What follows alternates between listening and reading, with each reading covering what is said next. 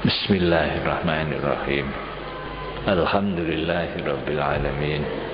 Wassalatu wassalamu ala asyrafil mursalin Sayyidina wa maulana Muhammadin wa ala alihi wa sahbihi ajmain.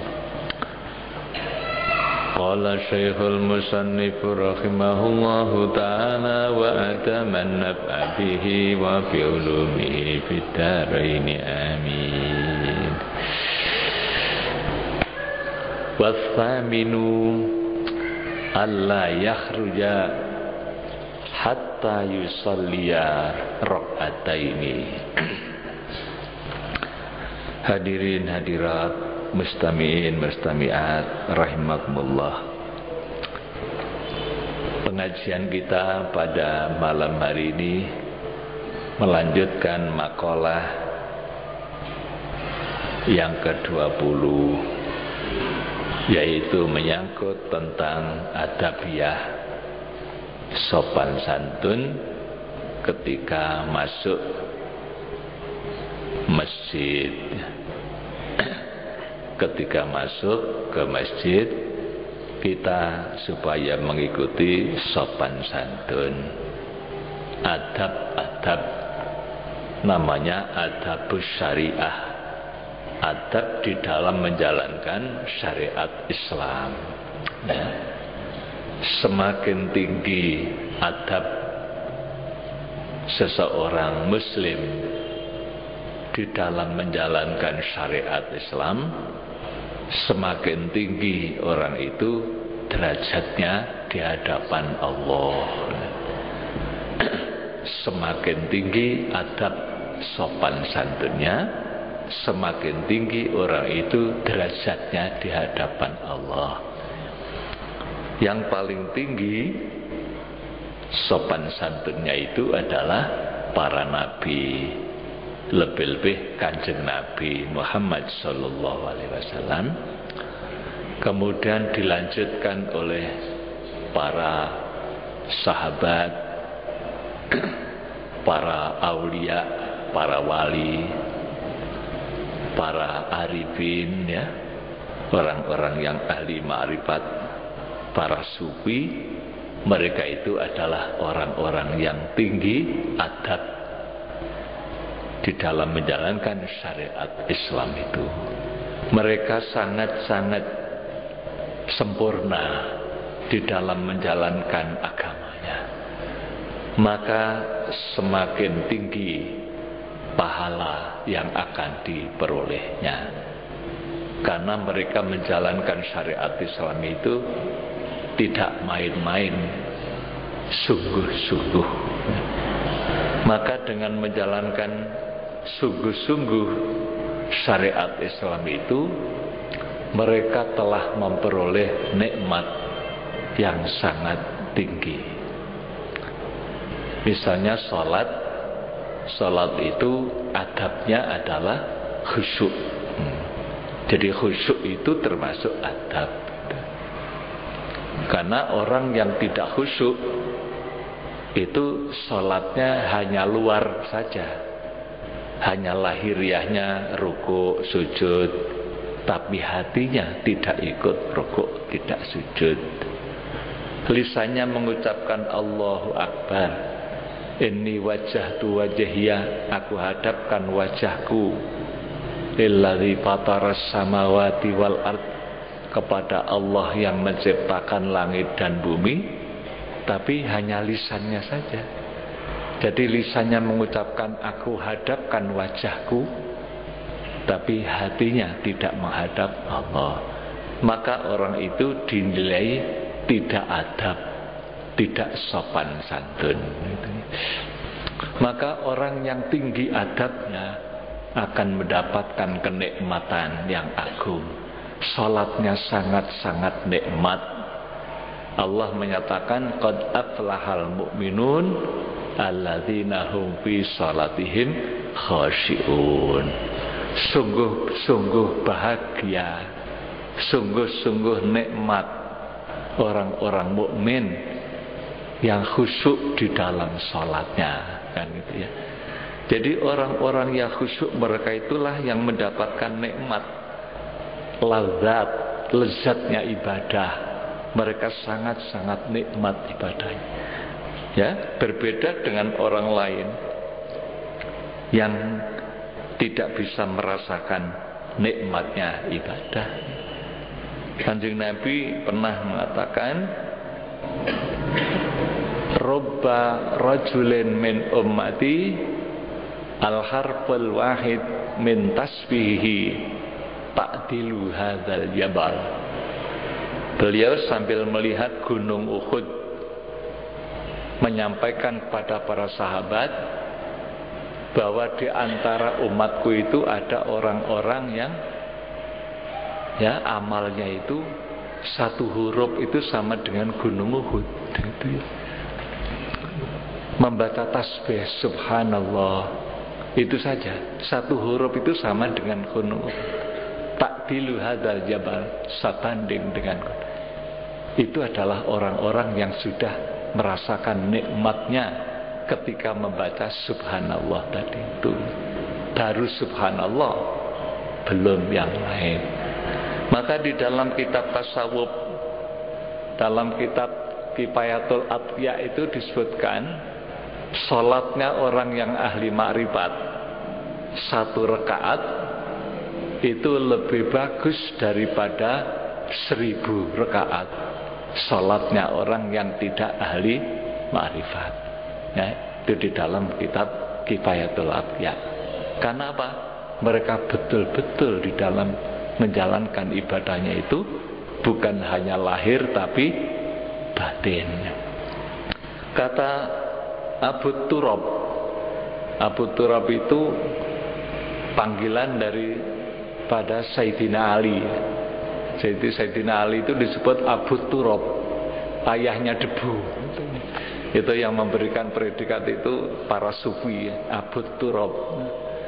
Sayyidina Ali mengatakan bahwa orang itu kalau ibadahnya sungguh-sungguh, ya, lau sadaqal abdu bi ibadati, apabila seorang hamba itu ibadahnya sungguh-sungguh, tidak main-main, maka dia sudah merasakan nikmat sebelum menjalankan itu sudah nikmat. Belum melakukan itu sudah nikmat. Belum sholat sudah merasakan nikmat.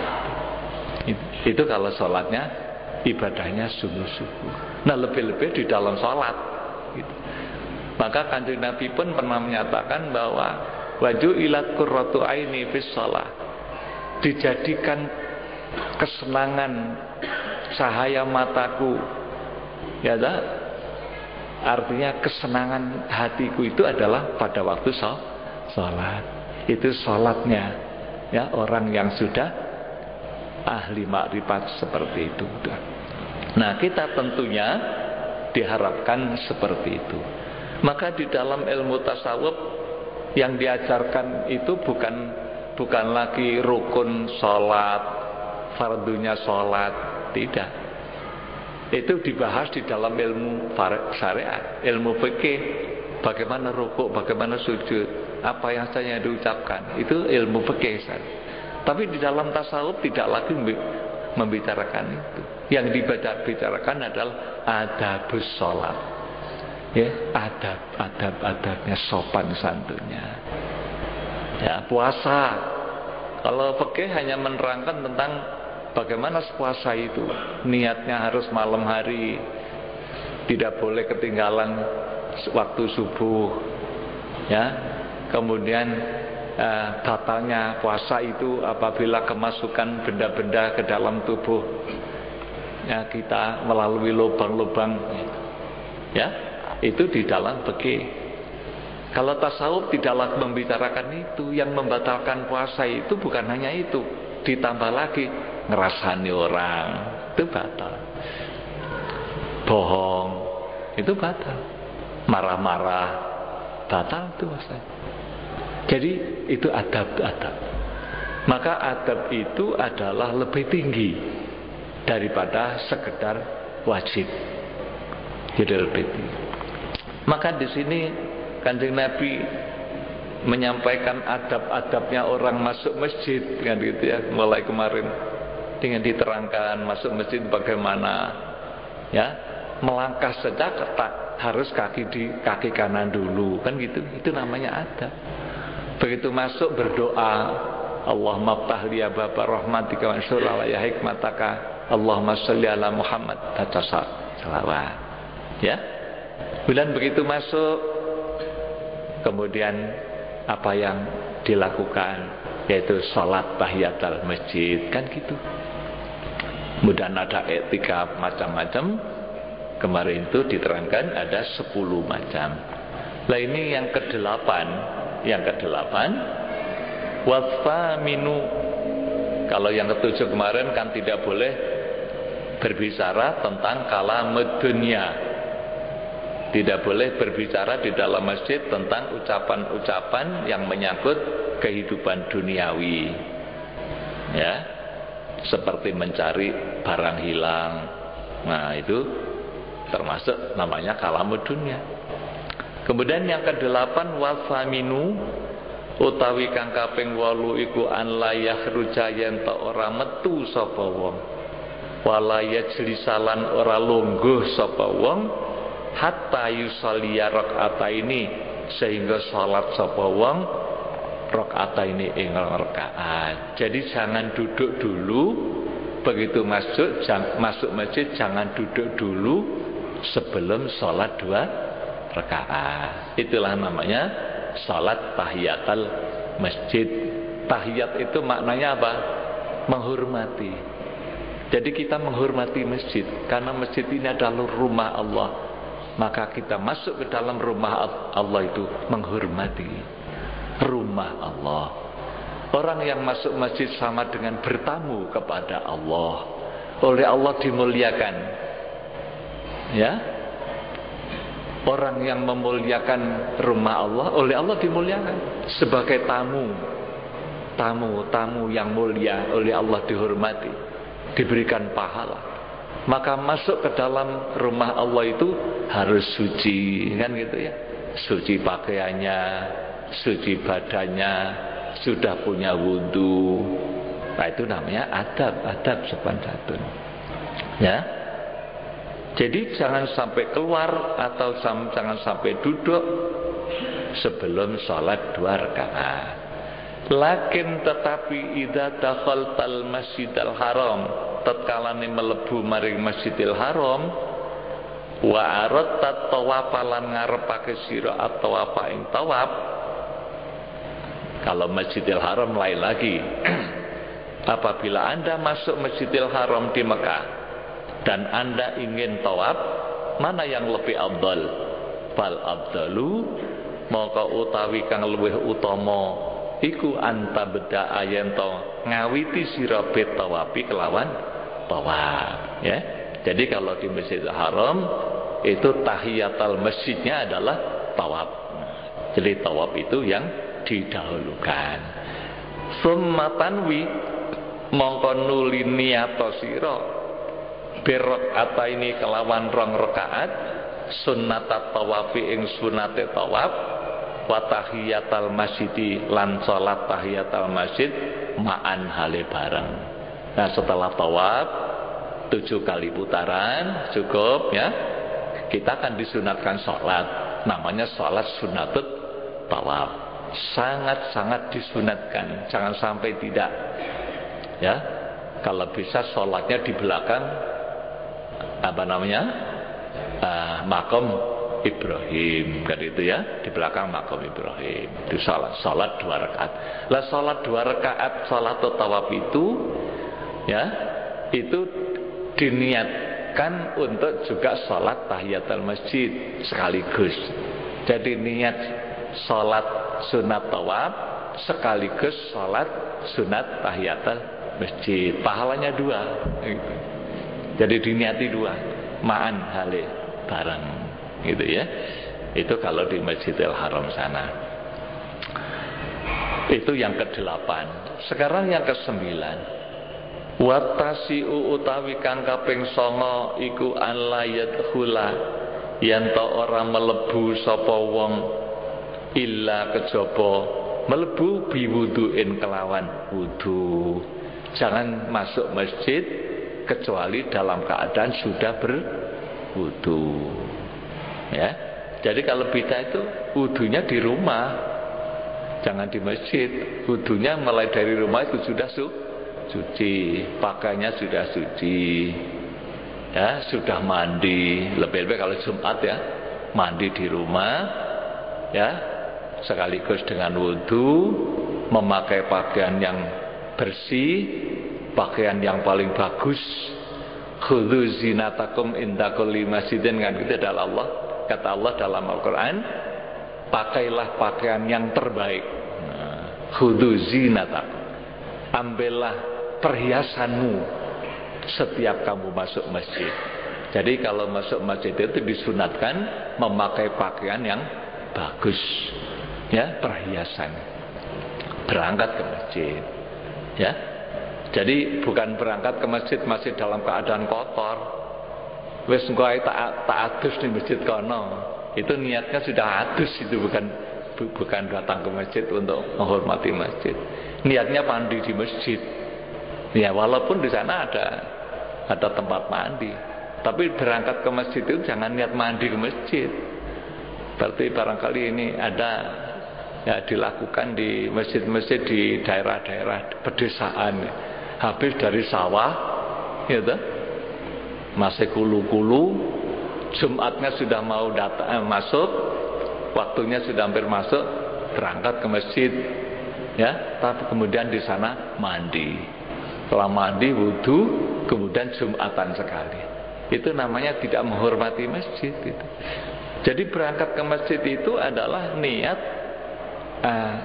ziarah kepada Allah, ya, di rumahnya. Itu masjid. Masjid itu adalah Baitullah, rumah Allah. Ya. Fahakun alal mazur an yukri mazairah. Kata Imam Ghazali dalam kitab Ihya, ya. Maka Allah berhak menghormati orang yang ziarah. Orang yang diziarah itu siapa? Allah. Yang dikunjungi Allah.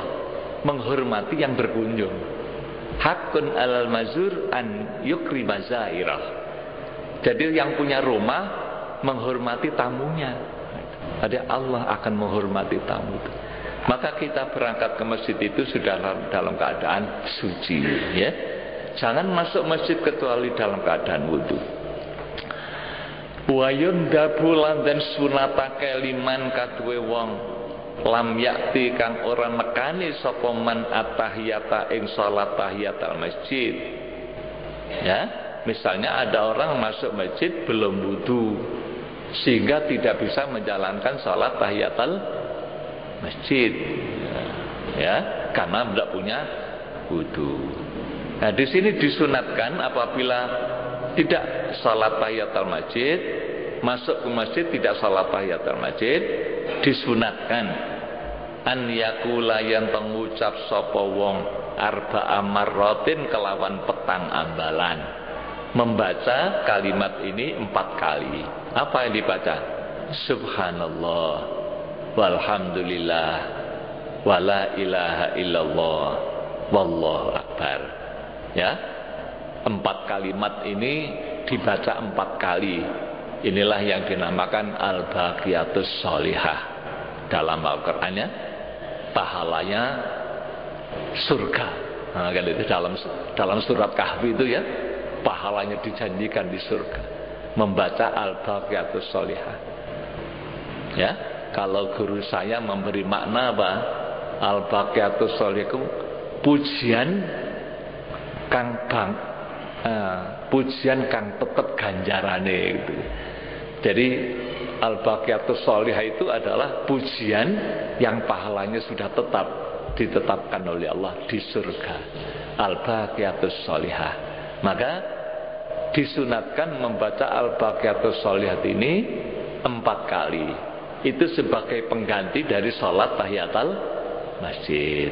Ya, mungkin begitu masuk masjid, ya, sudah keburu, misalnya harus duduk karena di situ ada acara, misalnya gitu, ya.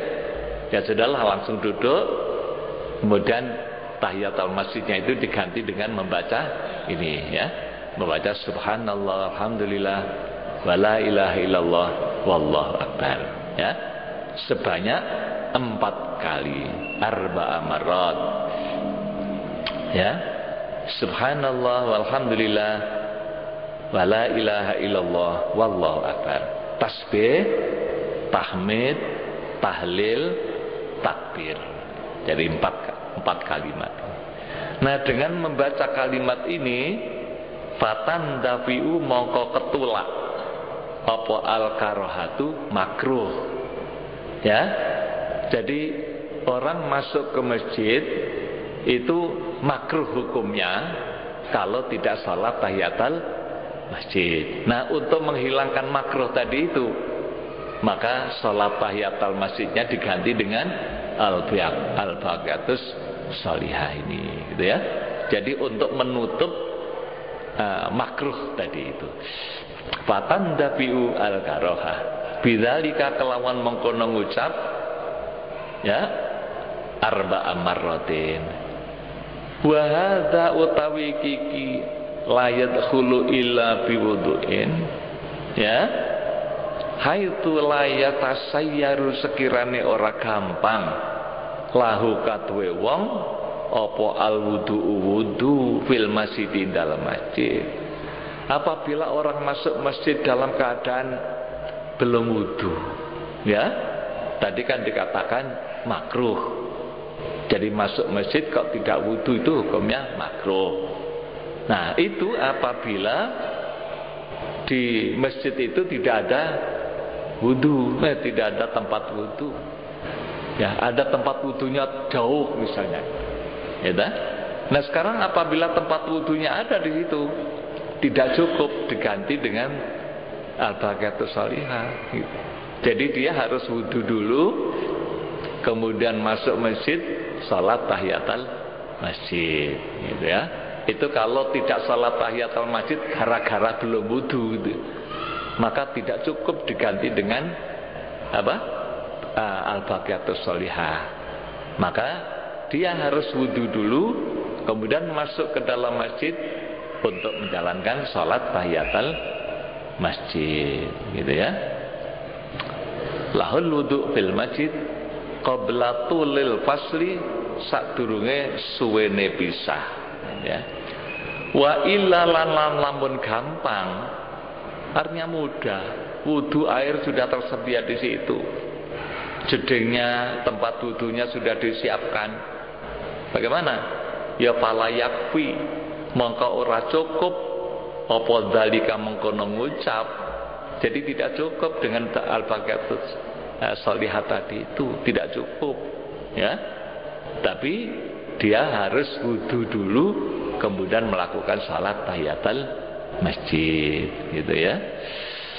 Litaksirihi krana sembrono pepekone wong, karena dia dinilai sembrono meninggalkan salah satu sunnah, ya, adab masuk masjid, yaitu tidak menjalankan salat tahiyatul masjid.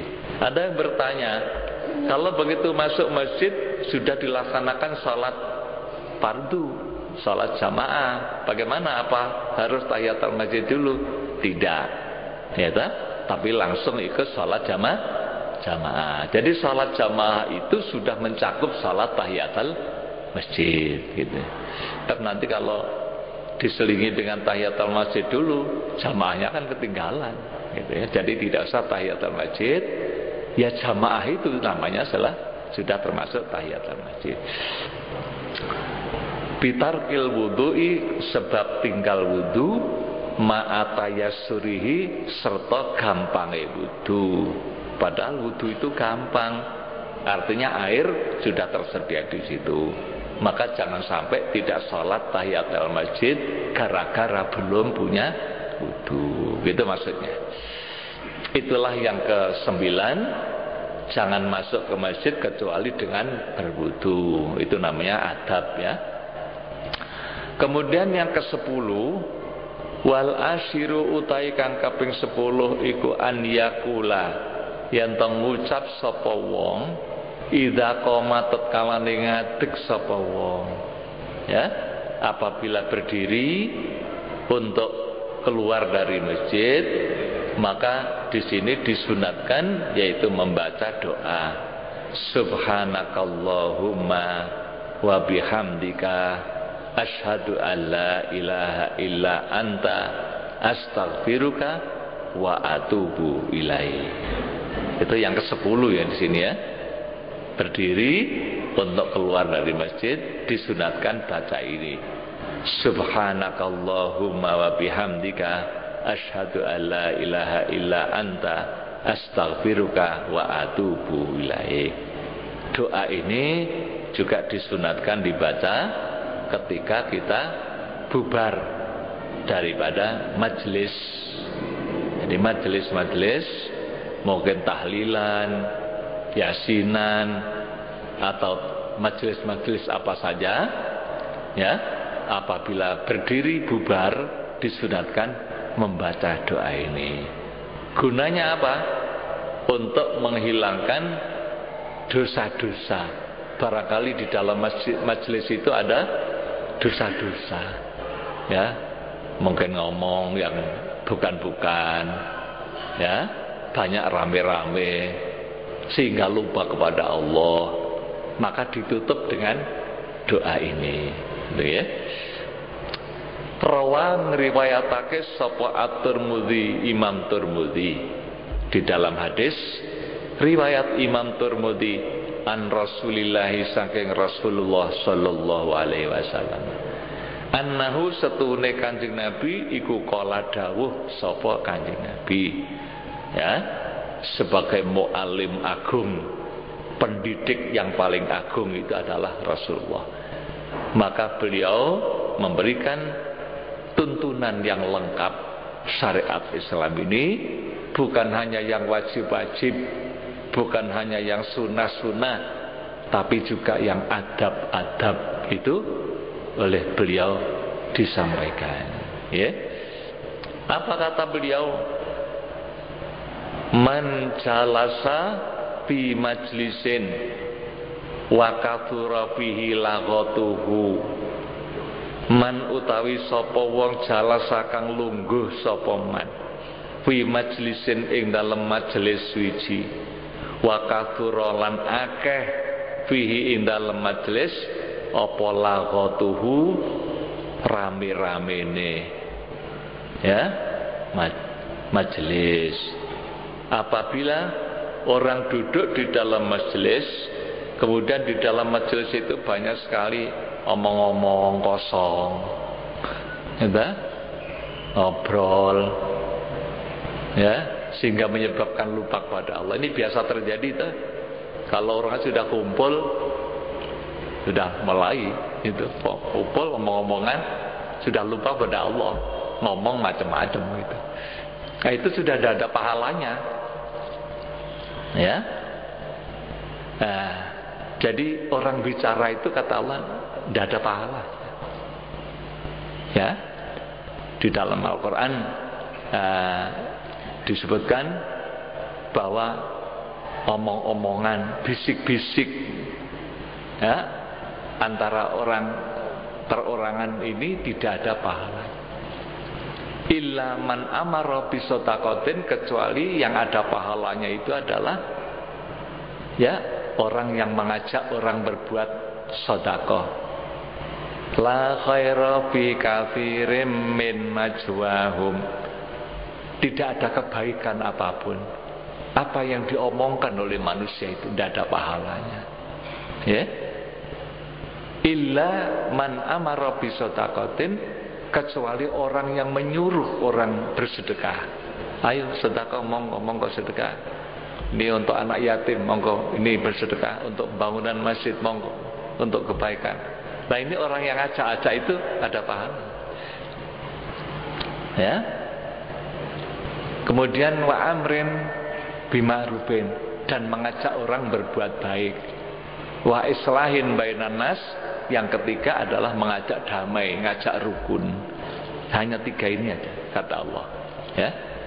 Jadi yang ada pahalanya itu satu menyuruh orang atau mengajak orang bersedekah, yang kedua mengajak orang berbuat kebaik, yang ketiga wa islahin bainan nas, mengajak rukun, ojo tukaran, ojo bengkerengan. Nah, kadang-kadang kan kalau orang itu udah kumpul mulai bertengkar. Lebih-lebih kalau sudah urusan politik, ya, orang lain itu dianggap musuh, ya, dan orang lain itu dianggap musuh. Ini tidak ada pahalanya. Maka yang ada pahalanya itu tiga ini: menyuruh orang berbuat bersedekah, menyuruh orang berbuat kebaikan, au ma'rufin, ya, kebaikan, terus au islahin bainan nas, ya, berbuat baik kepada manusia, yaitu islah. Nah, barang siapa yang mengerjakan ini, oleh Allah dinyatakan dalam ayat itu, ya, mereka dijanji dengan pahala yang sangat besar di dalam Al-Quran, ya. Jadi kalau ngomong-ngomong tidak ada pahala. Maka orang yang arif dan begitu mau diajak ngomong, ngomong macam-macam, ya kecuali ngomong yang baik, ngomong yang baik. Nah, itu ya tadi itu. Maka apabila kita berdiri dari suatu majelis, disunatkan membaca ini, ya dah. Barang siapa yang duduk di dalam suatu majelis, di situ banyak omong-omong kosong, kafura fihi laqatuhu, faqala mongko ngucap sapa man qabla an yakuma sadurunge nyeto ngadeg sapa man min majlisi saking pelungguhane man zalika mengkono-mengkono pengucap, ya, bi majlisi zalika ing dalam majlis mengkono-mengkono majlis, ya, ngucap subhanakallahumma wa bihamdika asyhadu alla ilaha illa anta astaghfiruka wa atubu ilaik. Ya, apabila orang mengucapkan kalimat ini sebelum berdiri, belum berdiri, ya. Ya biasanya kalau lupakan diingatkan, ya, ada yang mimpin, ya, ada mimpin subhanakallahumma wa bihamdika asyhadu alla ilaha illa anta astaghfiruka wa atubu ilaik. Ada yang mimpin, itu memang begitu, ya. Maksudnya untuk mengingatkan, jangan sampai lupa, dibaca bareng, monggo. Itu saya kira bagus sekali. Nah, apabila mengucapkan kalimat ini sebelum berdiri, ghafarallahu, mongko ngapura sapa Allah lahu maring man, orang itu diampuni dosanya. Ma ing dosa kana kang ana apa ma, nggih, bi majlisi ing dalem pelungguhane man, apa dalika mengkono rame-rame. Jadi omong-omong kosong tadi itu ditutup oleh Allah, diampuni. Itu fadilah daripada ucapan ini. Jadi tolong setiap selesai majelis, ya, di kampung-kampung ada tahlilan apa-apa, ya, itu diingatkan ini adalah petunjuk Rasulullah, gitu, ya, supaya menutup barangkali ada dosa-dosa di situ. Waruya lan den riwayatake an aliyin saking Sayyidina Ali, annahu stune Sayyidina Ali iku kala ngendika sapa Ali, man ahabba an yaktala bil mikyalil alfa, man utawi sapa wong ahabba kang demen sapa man an yaktala yen to naker sapa man bil mikyalil alfa kelawan takaran kang sampurna. Beliau memberikan isyarat, jadi orang masuk di dalam majelis itu kan mengambil pahala, gitu, ya. Ibadah yang berbeda itu ibadah. Barang siapa yang menginginkan pahala yang penuh, naker itu kan ngambil barang naker sempurna, ya. Jadi ini isyarat orang yang masuk ke dalam majelis itu adalah ibadah, ya, dengan baca tahlil, baca yasin, ya, dan lain-lain, ya. Nah, kemudian Barang siapa yang ingin mengambil pahala yang besar-besarnya, pahala yang penuh, kata Sayyidina Ali ya, di sini disyaratkan naker untuk dia sini mengambil naker dengan takaran yang sempurna. Falyakul moko becik ngucapo sapa man akhir majlisihi ana ing akhire majlise man aiki nayakumu tegese nalikane ngadeg sapa man ngucapa subhana rabbika rabbil izzati amma yasifun wa salamun alal mursalin walhamdulillahi rabbil alamin. Kalau mau ditambah ini monggo, tentunya lebih sempurna.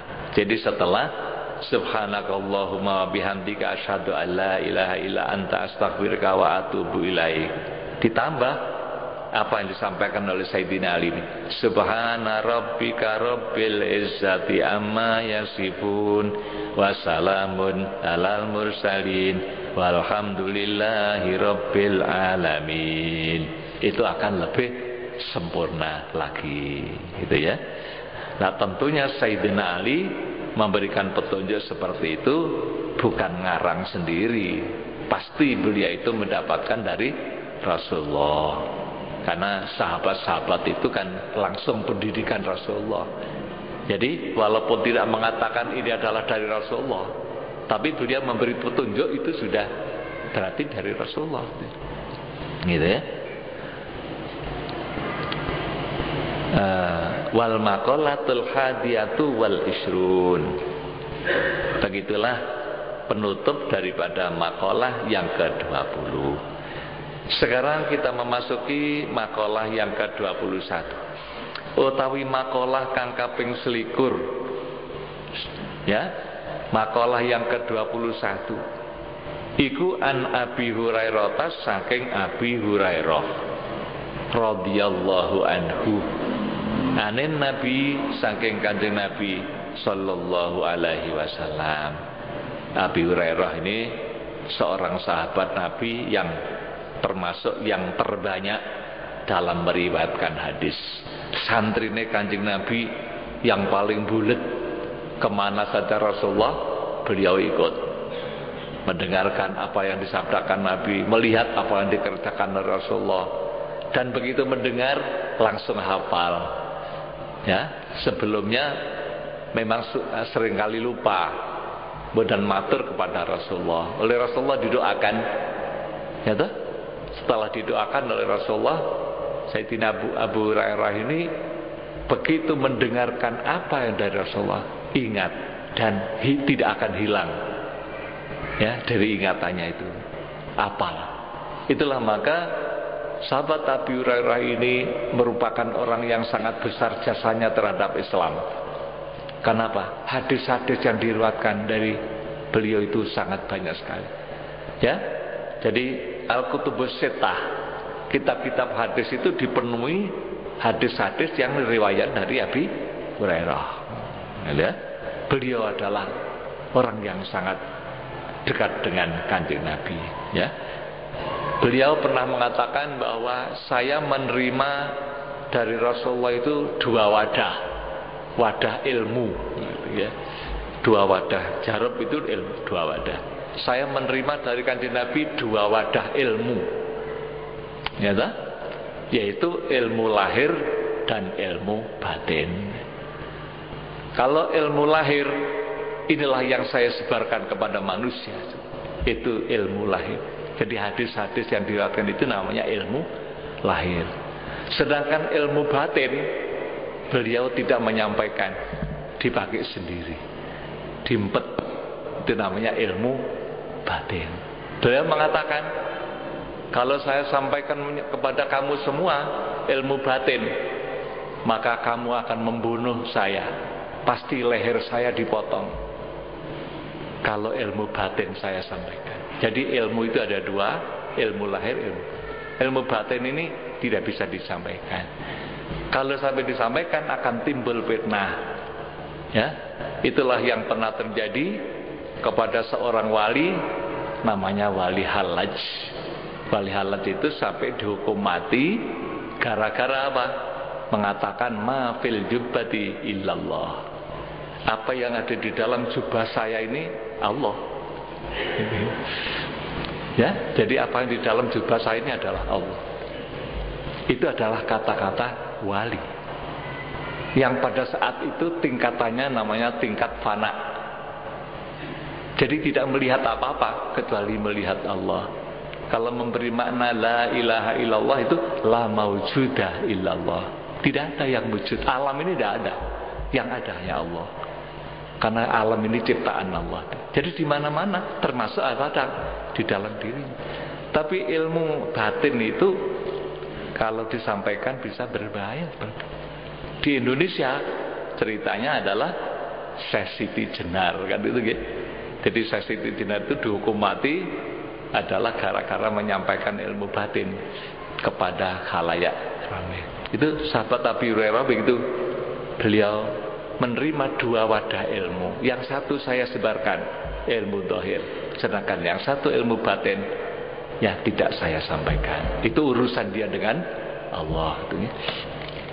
Itulah para Bapak Ibu, insyaallah makalah yang ke-21 ini akan kita lanjutkan insyaallah ya pada pengajian yang akan datang. Allahumma shalli ala Muhammad maulaya sholli wa sallim daiman abada ala habibika khairil khalqi kullihim wal habibul ladzi turja syafa'atuhu likulli hawlim minal ahwali muqta ayal warafahmu ma nahu falaysa yura lil qurbi wal bu'di min ghairu munfahimi maula ya sholli wa sallim daiman abada ala habibika khairil khalqi kasyamsi tadhaharu lil ainaini min bu'udin saghiratan wa tukil lutar pamin amami huwal habibul ladzi turja syafa'atuhu likulli hawlim minal ahwali muqtahami ya Rabbi bil Mustafa baligh maqasidana wa ghafir lana ma madha ya wasi'al karami Allahumma fa'na bima 'allamtana wa 'allimna ma yanfa'una ya Allah. Allahumma zidna ilman nafi'a wa qalban munawwara wa fahman sahiha wa lisanan nasiha wa i'tiqadan yaqina. Allahumma ij'alna 'aliman bi ilmik wa salihan bi ibadatik. Rabbana atina fid dunya hasanah wa fil akhirati hasanah wa qina adzabannar wa qina adzabannar wa qina adzabannar. Wa sallallahu ala sayyidina Muhammadin wa ala alihi wa sahbihi wasallam walhamdulillahi rabbil alamin. Wassalamualaikum warahmatullahi wabarakatuh.